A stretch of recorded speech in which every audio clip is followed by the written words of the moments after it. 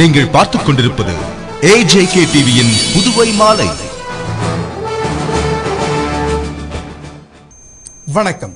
முதியோர் உதவித்தொகை 1000 ரூபாயாக உயர்த்தி வரும் 15ஆம் தேதி முதல் வழங்கப்படும் என்று முதலமைச்சர் ரங்கசாமி அறிவித்துள்ளார். இது தொடர்பாக முதல்வர் திரு ரங்கசாமி கூறுகையில், நான் முதல்வராக பதவியேற்றதும் வறுமை கோட்டிற்கு கீழ் உள்ள சிவப்பு அட்டைதாரர்களுக்கு 25 கிலோ இலவச அரிசியும், மஞ்சள் அட்டைதாரர்களுக்கும் 15 கிலோ இலவச அரிசியும் வழங்க வேண்டும்.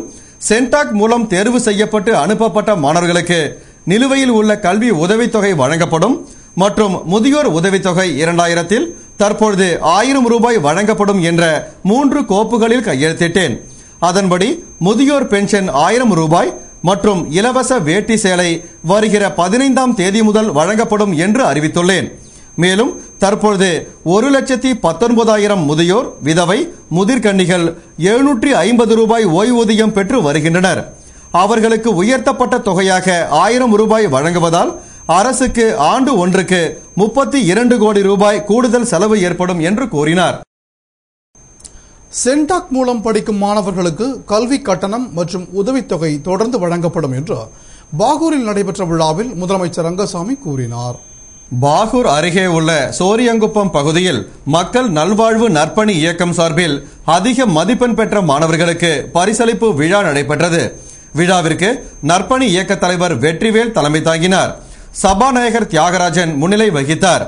விழாவில் சிறப்பு விருந்தினராக முதல்வர் திரு ரங்கசாமி கலந்து கொண்டு அதிக மதிப்பெண் பெற்ற மாணவர்களுக்கு நினைவு பரிசு வழங்கி பாராட்டி பேசுகையில், புதுவையில் உள்ள மாணவர்கள் திறமை வாய்ந்தவர்களாக உள்ளனர்.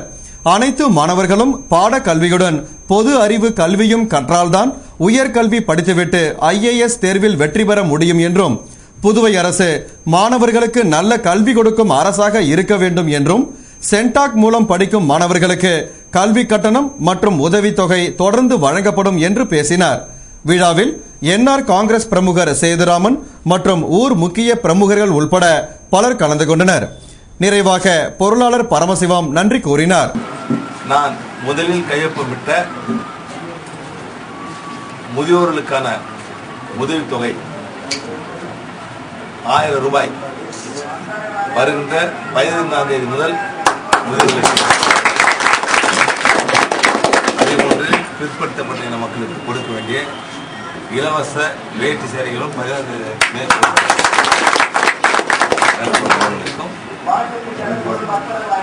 கல்விக்கு கொடுக்கப்பட்டிருந்த சென்டாக் மூலமாக தேர்வு செய்த பிள்ளைகளுக்கு வழங்கப்பட இருக்கின்ற தொகை இப்பொழுது வழங்கப்பட்டு வருகின்றது. தொடர்ந்து அந்த உயர்கல்வி பெறுவதற்காக ஏழை எளிய மாணவர்களுக்கு கொடுக்கின்ற கல்வி கட்டண சலுகை, உதவித்தொகை எங்களுடைய அரசால் வழங்கப்படும் என்பதை இங்கே உங்களுக்கு கூறிக்கொண்டு, கருவிலேயே சிசுவை கண்டறிந்து கொள்வதை தடுக்க வேண்டும் என்று அரசு மகளிர் மற்றும் குழந்தைகள் மருத்துவமனையில் நடைபெற்ற பயிலரங்கில் SSP சந்திரன் பேசினார். புதுவை ராஜீவ்காந்தி மகளிர் மற்றும் குழந்தைகள் மருத்துவமனை கருத்தரங்க வளாகத்தில் கருவிலேயே பாலினத்தை கண்டுபிடித்து பெண் சிசு கொல்லப்படுவதை தடுப்பது பற்றிய பெண் குழந்தையை காப்பாற்றுவோம் என்ற கருத்தரங்கு நடைபெற்றது. நிகழ்ச்சியில் குடும்ப நலம் மற்றும் குழந்தைகள் நலன் துணை இயக்குநர் டாக்டர் VV ராவ் பங்கேற்று வரவேற்று பேசினார். சட்டம் ஒழுங்கு SSP சந்திரன் பயிலரங்கை துவக்கி வைத்து பேசுகையில், புதுவையில் இப்போது பெண் குழந்தைகளின் விகிதம் குறைந்து கொண்டே வருகிறது. இதற்கு காரணம் கருவிலேயே பாலினம் கண்டறிந்து அழிக்கின்றனர். இது சட்டப்படி குற்றம்.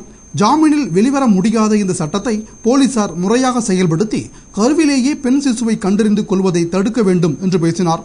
தொடர்ந்து சுகாதாரத்துறை இயக்குநர் திலீப்குமார் பாலிகா, மருத்துவமனை இயக்குநர் ருத்ரகுமாரன் ஆகியோர் சட்டம் குறித்து விளக்கி பேசினர். இதில் போலீஸ் இன்ஸ்பெக்டர்கள் மற்றும் சப் இன்ஸ்பெக்டர்கள் கலந்து கொண்டனர்.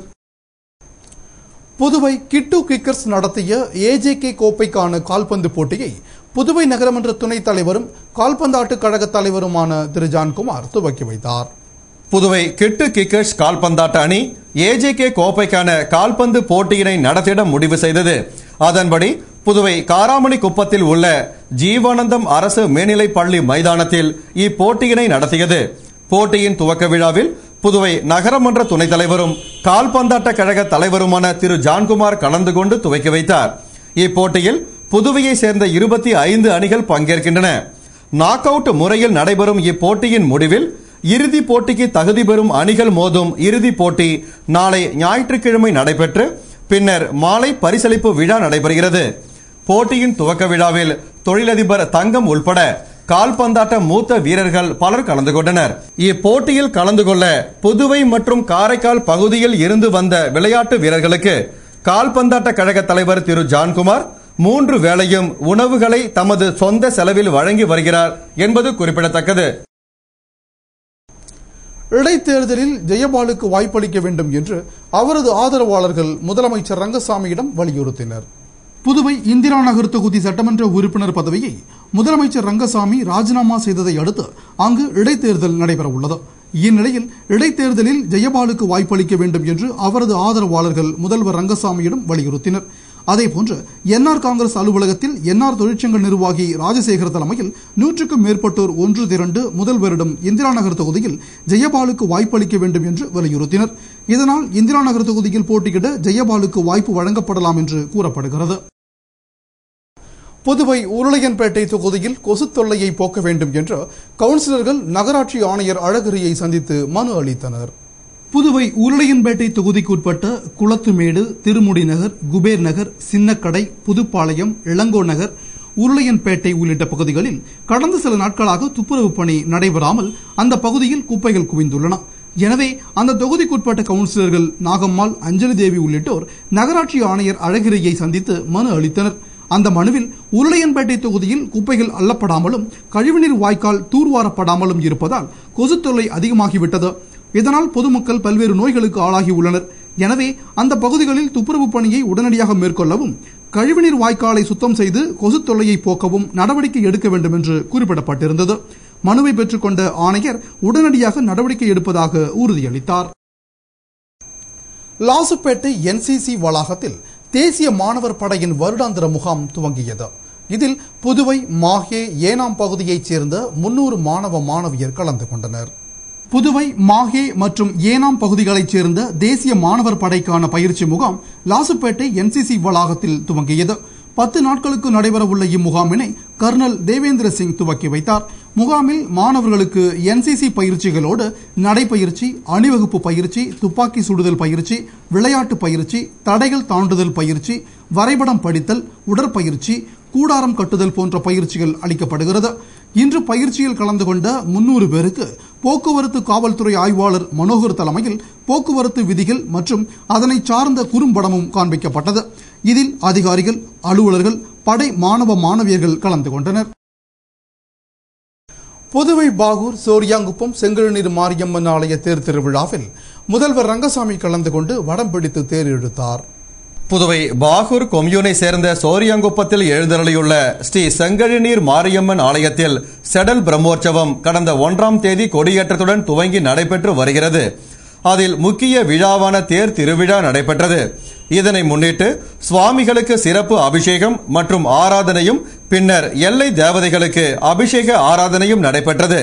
தொடர்ந்து பெண்ணை ஆற்றிலிருந்து கரகம் ஜோடித்து ஊர்வலமாக வந்தது.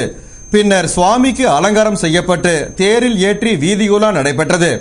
இந்த தேர் திருவிழாவில் முதலமைச்சர் ரங்கசாமி, சபாநாயகர் தியாகராஜன், இந்து அறங்காவல்துறை ஆணையர் அருணாச்சலம், என்ஆர் காங்கிரஸ் பொதுச் செயலாளர் பாலன், என்ஆர் காங்கிரஸ் பிரமுகர் சுரேஷ், அறங்காவல் குழு தலைவர் செந்தில் முருகன் உள்பட முக்கிய பிரமுகர்கள் கலந்து கொண்டு வடம் பிடித்து தேர் இழுத்து சுவாமி தரிசனம் செய்தனர்.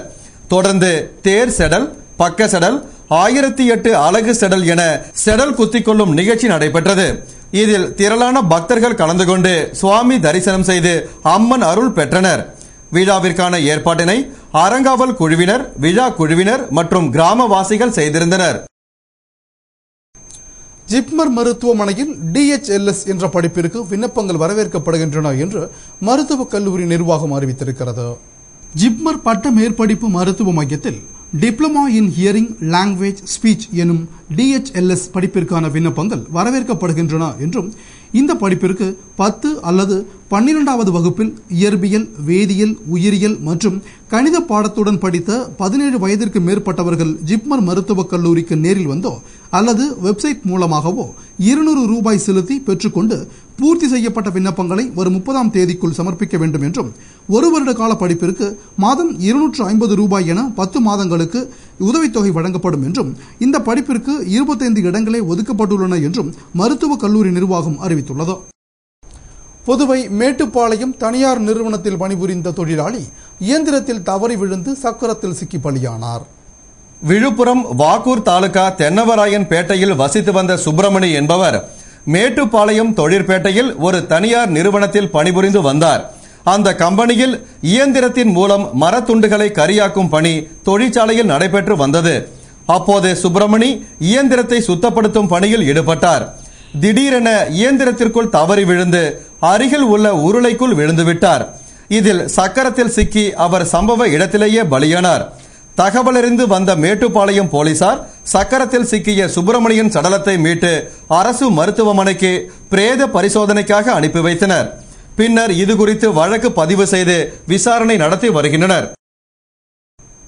இத்துடன் செய்திகள் நிறைவடைந்தன. வணக்கம்.